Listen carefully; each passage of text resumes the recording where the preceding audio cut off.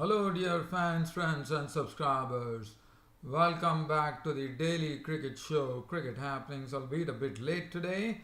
But, well, on this Cricket Happening show, it's the second test which is coming up tomorrow between Sri Lanka and India. As you know, India went one zip after winning the first test with the best away series victory by a huge margin of 309 runs, as you would remember.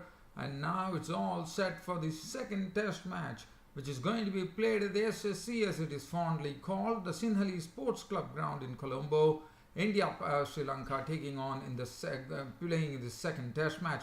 I'll be doing a preview of this particular test match, which will definitely dominate this cricket happening show. And then some cricket news where yesterday the West Indian batsmen did a good job.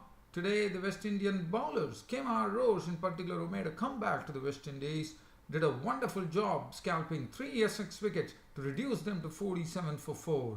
And then we also have some look at cricket news which is coming from Pakistan Super League, where Wasim Akram, the two kingpin fast bowlers, Wasim Akram and Waqar Yunus, the former fast bowlers from Pakistan, have been named the head coach and the operations director, and we'll be talking about that as well.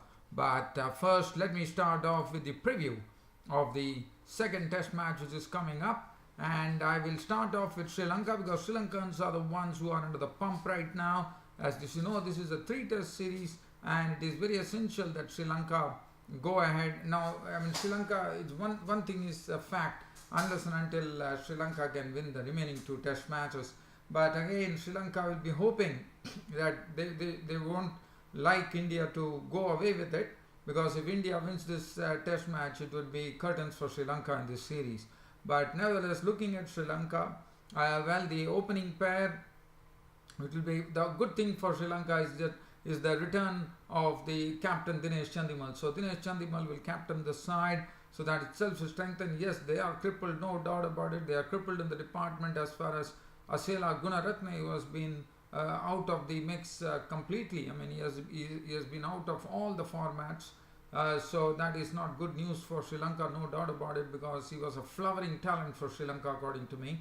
And then so Dhananjay De Silva gets his place in the team, and always, as I said, I always have a high regard for Dhananjay De Silva, because I always feel that he is a very talented bloke, Dhananjay De Silva.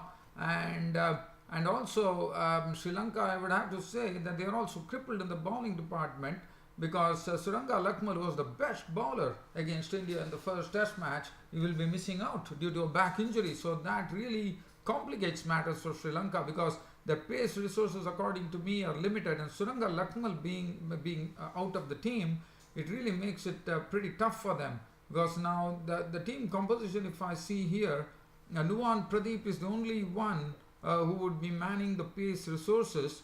Let's see.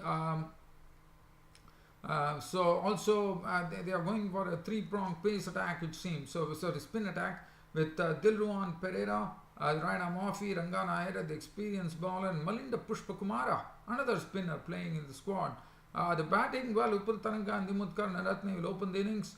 Kushal Mendes, Dinesh Chandimal will also add a sort of a strong batting to the lineup, no doubt about it. Angelo Matthews, Niloshan Dikwan, Dhananjay De Silva coming in at number 7 really strengthens the batting department. So they have decided, so they have got a mix of everything, but one does not know whether this is the right ploy for Sri Lanka to attack India with spin. And I am also told that Sri Lanka themselves have been starting to prepare very well for this particular test match, as Dinesh Chandimal alluded to. That they have been playing a lot of sweeps and reverse sweeps in the nets just to practice it, so that they can use it effectively against Indian spinners. It will be interesting to see how Sri Lanka get with this approach.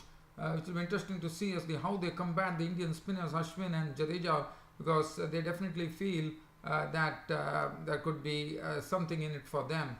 Let's see the pitch and conditions. The pitch and conditions, they say it's looking much drier than the pitch at Gaul. So that is one thing. And I'm also told that in the most recent test which was played in the SSC, there were 5 centuries. So it also gives you the feeling that batting could once again be something of a strong point at the SSC. But definitely, if there is going to be rain, the isolated showers are also forecast, and if the pitch dries up, one knows the spinners will definitely come into contention, no doubt about it. So India. Now let's look at India. As far as looking at India is concerned, as I said yesterday, it's the opening conundrum, but the opening conundrum has all been dismissed very simply by Virat Kohli by saying that KL Rahul and Shikhar Dhawan will open the innings. Abhinav Mukund, unfortunately, even though he put a very good show with the bat, very good catch, and he was also instrumental in a wonderful run out as well. But unfortunately, due to the healthy competition in the Indian team with KL Rahul back from injury, Abhinav Mukund will definitely not be playing. So that decision has already been taken. Cheteshwar Pujara, the rock of the Indian batting, and Virat Kohli, Ajinkya Rahane, and the spinners Ravichandran Ashwin, Jadeja, Dhiman Saha, Kuldeep Yadav. Now whether Hardik Pandya, there is also a possibility if the pitch could turn that India might probably, because they would be probably encouraged by the fact that Ashwin and Jadeja have done very well against the Sri Lankans. So, and already probably Virat Kohli wants to go for the kill here, probably wants to see to it whether he can win the second test match as well, because so he would like to put someone who has not been seen much, Kuldeep Yadav, the Chinaman bowler, in the mix, and the pace bowling will be in the hands of Umesh Yadav and Mohammad Shami. So probably, as you know, Sri Lanka also included Lakshan Sandakan, the Chinaman bowler, but doesn't look like whether Lakshan Sandakan will play. But India could probably include Kuldeep Yadav, and if at all you do that, I would say that Virat Kohli is going for the kill in this series, because his primary aim would be to actually go and wrap up the series pretty quickly. If Kuldeep Yadav could also prove a menace like Jadeja and Ashwin, so that will be very interesting to see.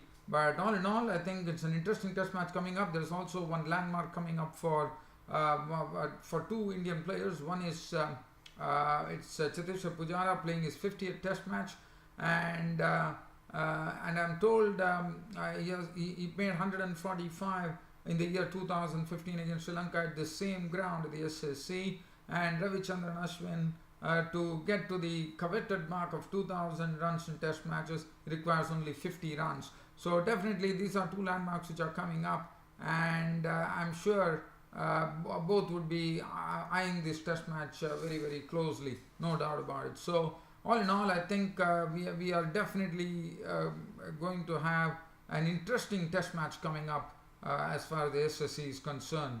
Well, so from here, let's get on to some cricket news. And as far as cricket news are concerned, as I said, West Indies put up a good show yesterday with the bat, and today it was not much. They declared the score of 338 for 8, with Dowditch remaining not out on 44 with 7 boundaries. Roche was not out on 12, 338 for 8 on which they declared. And Essex were really put under severe pressure. Kemar Roche actually making his way back into the West Indies team, making a comeback after an injury and other problems, was really so fresh and pacey that he troubled each and every Essex batsman. First he took care of Varun Chopra, who was caught by Hope for naught. Then he turned his attention to Lawrence by clean bowling him for 8 with 2 boundaries. Vito was LBW bowled Roche. Cummins came in and picked up the wicket of Ryan Ten. Miguel Cummins picked up the very big wicket of the captain Ryan Ten Dorchat to leave Brown not out in 16 with 3 boundaries. Taylor not out in 9. Rain stop play with Essex at 47 for 4. But look at Kemar Roche's figure: 6 overs, 1 maiden, 3 for 17 on his comeback into the West Indies team in the very first match that he played. Miguel Cummins 1 for 8, also bowled excellently. 5 overs, 1 for 18 for Jason Holder. So West Indies definitely performing well with both bat and ball, and that's encouraging news in the very first tour game.